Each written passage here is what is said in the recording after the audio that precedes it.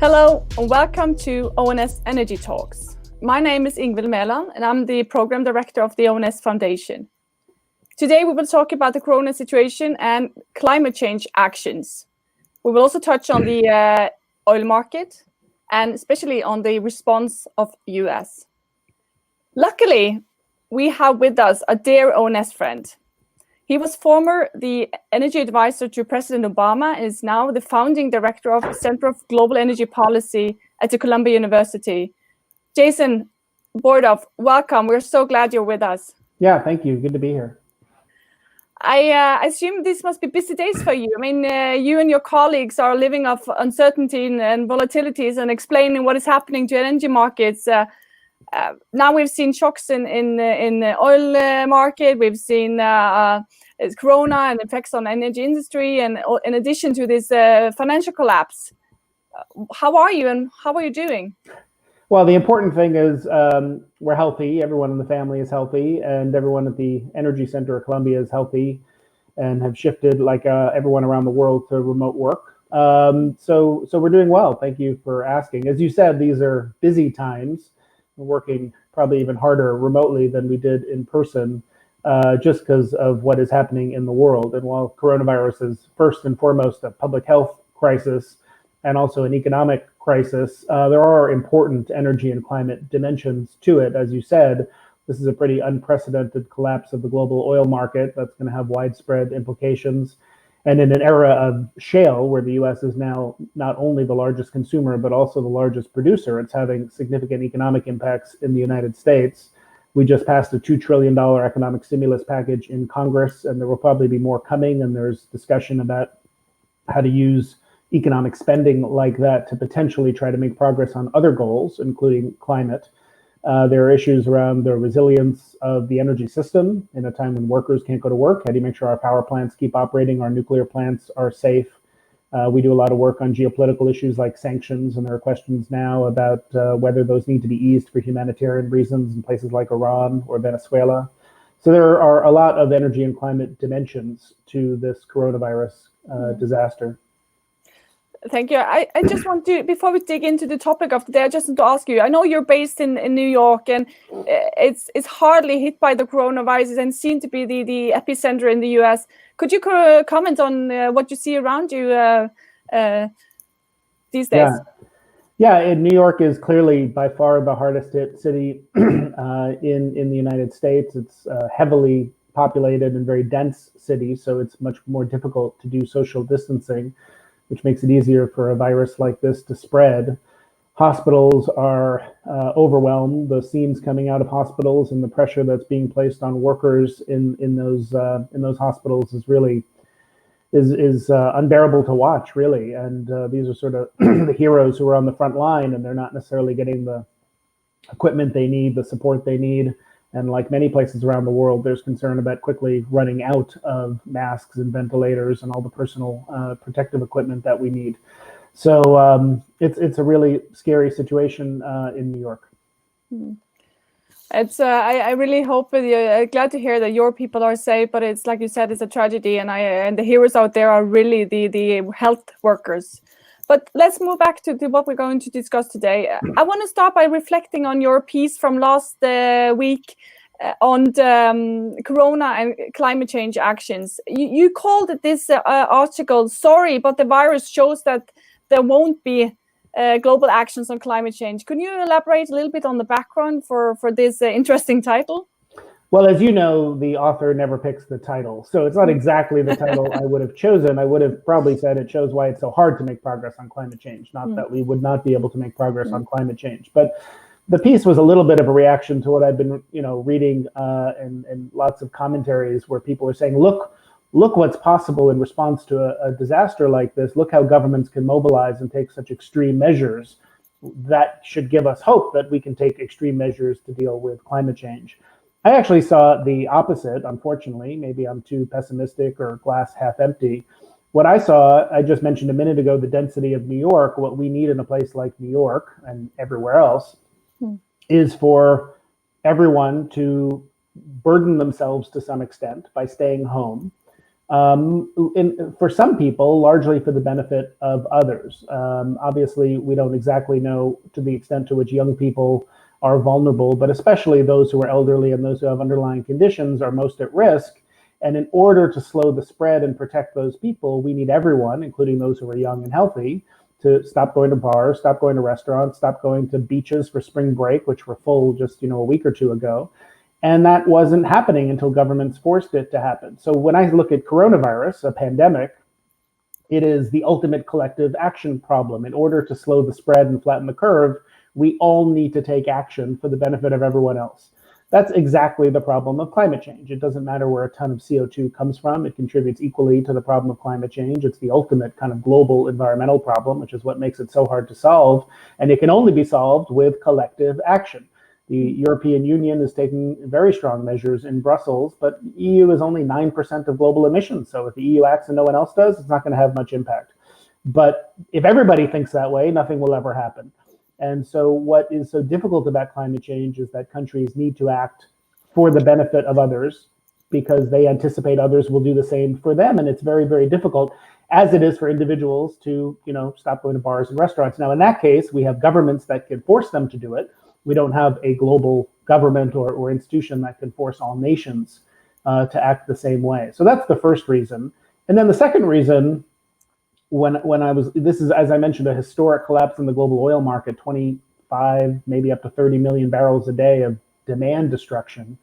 One way to look at that is how steep a demand drop that is. The other way to look at it is there are over 3 billion people around the world in lockdown right now, and oil demand has only fallen 25%. So the idea that we're going to move away from oil and move to a zero carbon economy, the fact that the global economy is in standstill right now and we are still using 75% as much oil as we did before is a reminder of how difficult a challenge it is to really do full decarbonization.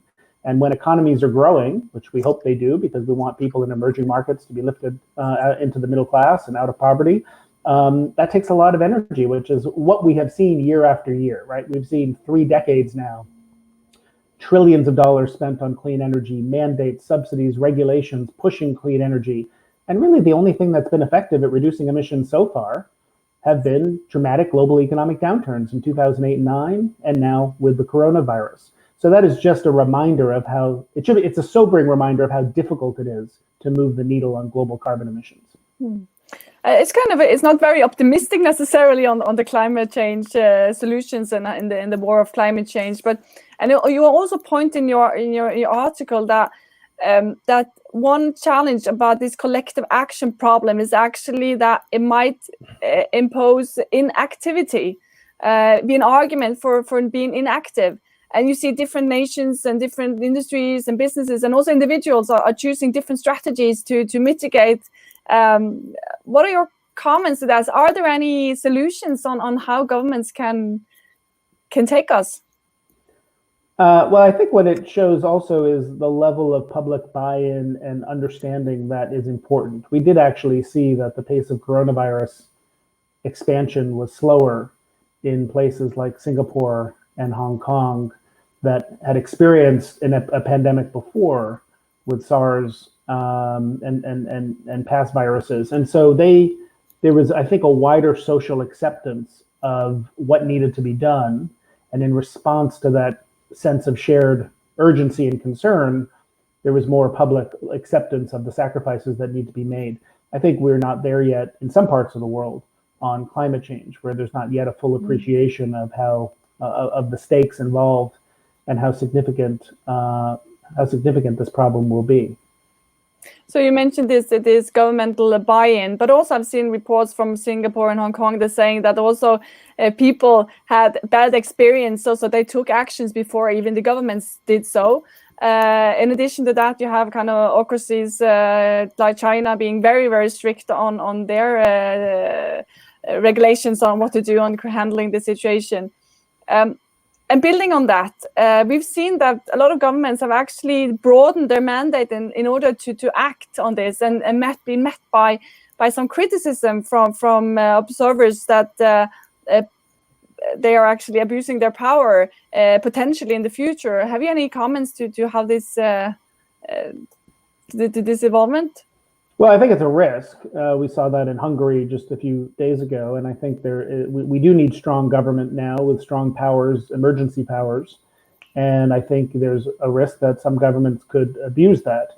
I think there was a view that it was sort of easier for autocratic governments to take these sort of restrictive measures, and I don't think there's evidence of that. We've obviously seen democracies around the world who have been able to respond quite effectively to the coronavirus because they do have strong constitutions and strong emergency powers in place.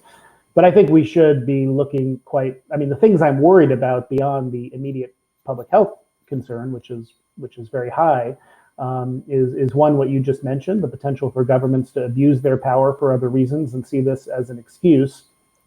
The other thing that has not gotten as much attention, maybe it's just here in highly developed economy like the US, but the concern about parts of the world that are very poor, parts of the world with poor governance, parts of the world that are experiencing conflict, I think is something I worry a lot about. The developing economies, places in the world where they tell us to wash our hands every few minutes, that don't have running water, that are highly dense, where you're in refugee camps, there are migrant problems. These simply don't have the public health infrastructure and other infrastructure that's necessary to slow the curve. And I think once this virus takes hold in some of those areas, it could really do a lot of damage.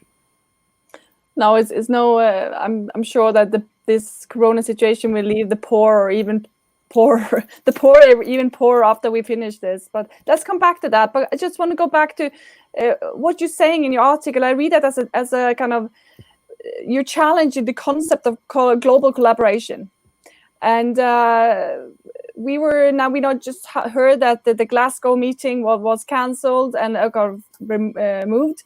Are we in a situation where we'll be set back in the fight on climate change?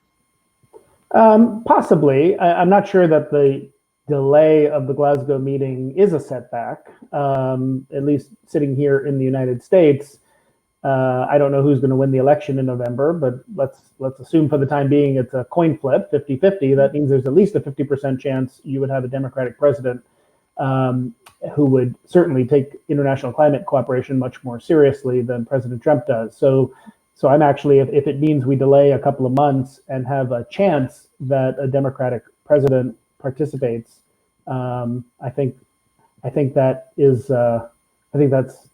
sort of potentially lead to a better outcome. The third element that you're pointing at in your article is about kind of the economic effect and the Corona situation and then effect on climate change. And you see that we were seeing the lowest level of carbon emissions since 2008 as a result, but at the same time you're seeing economic collapse. What do you want to comment on that?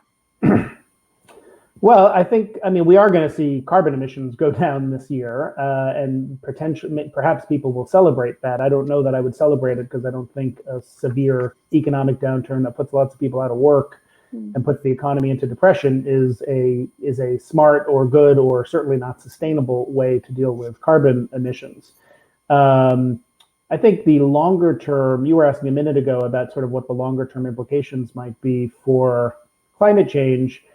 And there are some potential promising signs. As I mentioned a minute ago, we may have the opportunity to do significant government spending for purposes of economic stimulus that could move the ball forward on green infrastructure or other priorities.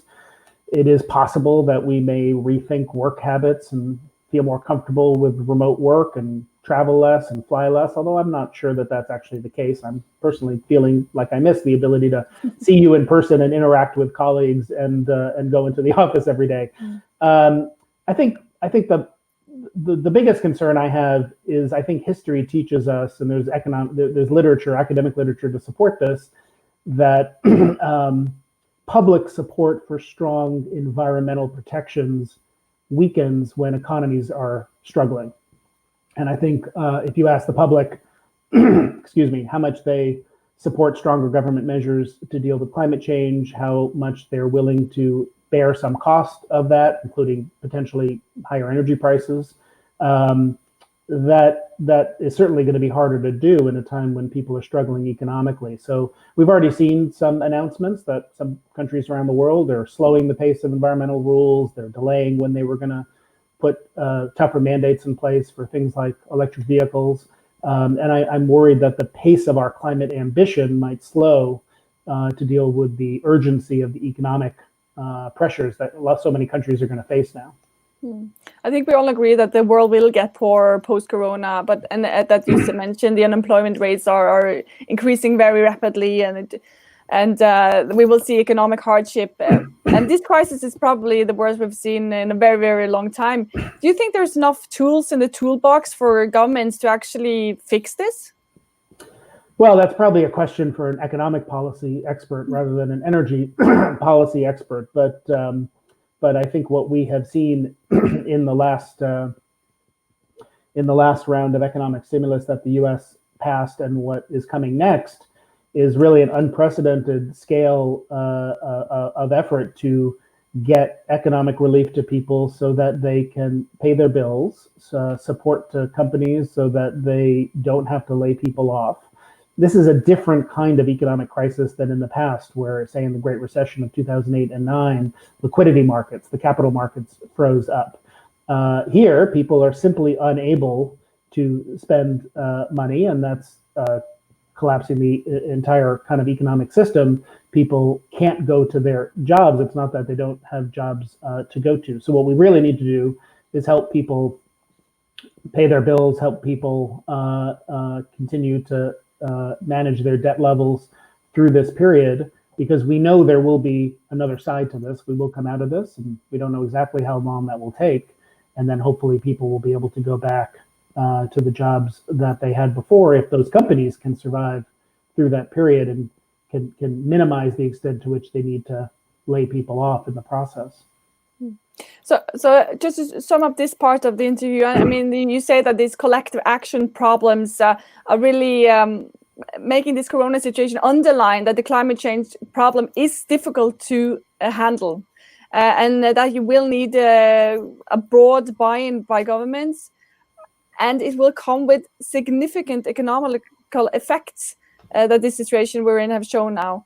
So if we leave that for now, and then we go back to your Center of Global Energy Policy, I mean, all your work is related to energy and to policy making. Share your reflections on, it's a big question, but share your reflection on what you see this situation will have effects on energy markets, maybe a comment on oil and gas and also on renewables. Well, I mean, this really is, when you look back on the history of oil, since 1973 Arab oil embargo, we have these historic price crashes in 85, 86, 98, 99. This is, one of those moments that historians of energy will be studying for a long time. It's an unprecedented market collapse. It's kind of an unprecedented combination of both supply and demand factors hitting at the same time, primarily a demand collapse because of what we just talked about with the global economy, but you do have this geopolitical dimension to it, where in the lead up to this, the OPEC plus agreement between Saudi Arabia, Russia, along with other countries, fell apart. They were not able to reach an agreement. In response to that, several countries, especially the Kingdom of Saudi Arabia, surged their production, decided they would put an extra 2.5 or 3 million barrels a day on the market, and that added to the pressure that the market was feeling. So we're in a period now where prices are falling, although they got a little bit of a bump in response to some speculation that Saudi and Russia could come together with the encouragement of the United States. But prices are continuing to fall largely because there's nothing to do with all of this oil. We just don't have enough demand for it. I don't think Saudi Arabia can place 13 million barrels a day on the market, even if they wanted to. There's not enough storage capacity, and there's not enough demand with refineries, given how much consumption has collapsed.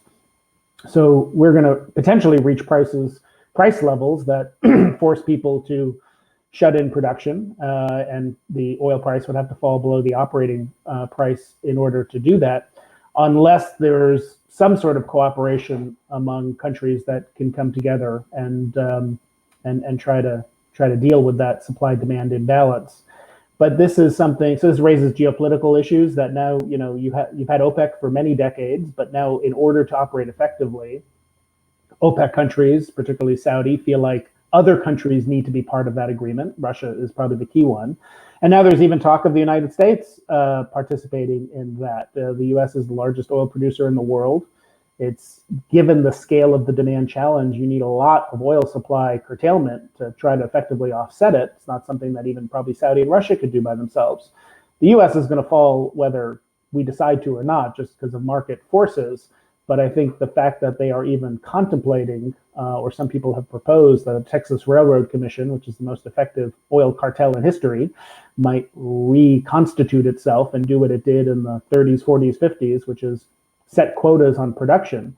I'm not sure that is likely to happen, but the fact that it's even out there as a possibility is sort of a remarkable sign, A, of how staggering this supply-demand imbalance is, and also how significantly the role of the United States in the last decade has changed as we've become, gone from 5 million barrels a day of production to 13. It's very interesting to hear. I feel like you're talking us into kind of where we started about this being a collective problem and free riders and who goes first to actually do the production cut. So let's see what happens. But it's interesting to see that the US is actually considering to do something, since that is not something that we've seen historically, to see collective production cuts. So let's. I assume you follow that very, very closely. Yeah. People will want to see Norway participate too, by the way. So Norway may need to cut production as part of a global agreement. Yeah. Do you want to elaborate on that, and we can make sure the right people hear it? Okay, but that's a perfect bridging, because I wanted to go back to Norway. Actually, you were here a couple of weeks ago, and pointing at very clearly that reducing oil and gas production in Norway would not have any significant effects on global climate emissions. Could you comment on that? And you also said that Norway's solution to this should be invest in green tech. Do you want to elaborate a little bit? Well, the point I was making was that I think in a market that is 100 million barrels a day before the coronavirus, where there's no lack of hydrocarbons in the world, there's a lot of cheap oil in different parts of the world. The effect of any one country pulling back the supply it provides to the market, it doesn't have a meaningful effect on global demand, because demand is set by the price, and there's other supply that can step in to fill the gap. So an example would be the sanctions that the US has applied to Iran, that has forced Iran to involuntarily cut production, several million barrels a day. There has not been a meaningful climate benefit from that, because it may have had some modest impact on the price, not a huge impact. And in response to a certain price, demand will be what it is, the supply. That's sort of how Econ 101 works. So if the demand is still there, the oil will be produced, and rather than coming from Iran, it may come from somewhere else. I think in order to try to make much faster progress on climate change, which we must, because we're not going in the right direction, again, coronavirus aside, we need to significantly change the demand trajectory, and that's going to mean stronger policies around the world and innovation and technological solutions that can help us more cheaply power the global economy in a much lower carbon way. Part of that will be technologies we obviously know about, and we're going to need more solar, we're going to need more wind, but those renewables produce electricity, and electricity is only 20% of global final energy consumption. There's ships and cars and aviation and heavy industry and heat for buildings, and some of that can be electrified, but much of it can't. And so we're going to need a wide suite of solutions that include hydrogen, potentially carbon capture, and many other technologies that we continue to need to invest in and develop. And I think the ability to push those technologies forward and push forward with stronger climate policy is particularly important. I'm very glad that you see Norway as an important player in green technology developments, and I really hope that we can take the invitation that you send over to us to really deliver on that. We cannot save the world alone, but maybe you can help the world to save itself with the green technology, and that's good. I think just to quickly, Norway is an example for many countries to follow, both because of the domestic policies it has in terms of trying to reduce emissions, and obviously you're fortunate to have the financial ability to support electric vehicles and also a lot of hydropower and low carbon energy. We know we're going to be using oil and gas for quite a while to come. We want to reduce that over time, and then we want to produce that oil and gas in a cleaner way. And I think what Norway has done to say take zero carbon energy and try to electrify some of the offshore production platforms and other things helps to show a transition pathway where even while we're still producing oil that the economy needs and we want to bring that down, we can try to produce that in a cleaner way as well. I want to close with kind of the million-dollar questions. When will we see the energy demand coming back, do you think?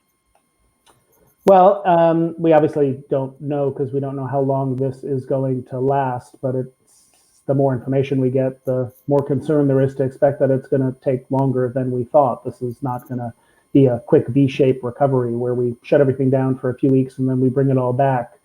It's going to continue through the remainder of this year potentially, and then I think the question is how quickly things can start back up and how quickly you can restart the economy. Partly that will depend on policy, but partly it's going to be determined by the virus. Is this something where there are waves of efforts to allow people to go back to work and engage in economic activity, but then you need to pull back again until a vaccine is in place? Are there going to be some industries that are permanently hit? We had been debating before this when we would see peak oil demand. And people were saying 2025, some people said 2040, on and on. It's possible we have seen peak oil demand. It's going to take some time to get back even to 100 million barrels a day. And it's certainly plausible to me to see that the impacts of this coronavirus may be substantial enough when oil demand was growing pretty slowly in the first place, that while oil demand will continue to rise and continue to recover, it could be some time before we even get back to the level where we were before this all started. Thank you, Jason. I think what we learned here is that in order we're going to solve the corona crisis or whether we're going to solve the climate change problem, we all need to chip in and the governments need to be strong. And that solving climate change has proved to be even more difficult when you see the economic effects. We're excited to see where the oil market is going, both from a Norwegian perspective, of course, as a producer, but also from a global perspective. I just want to thank you, Jason. I know that you've done a lot of good work on the corona situation and effects on energy markets, and I have to say that there's a lot of good information on your webpage. So I'll make sure that we share something about that after this interview. And then it's thank you, Jason, for joining us, and also thank you for those who've been listening. Well, I hope I'll be able to see you in person at ONS, but we'll wait and see what happens with this pandemic. You're invited, and we're always delighted to see you. Thank you. Thank you.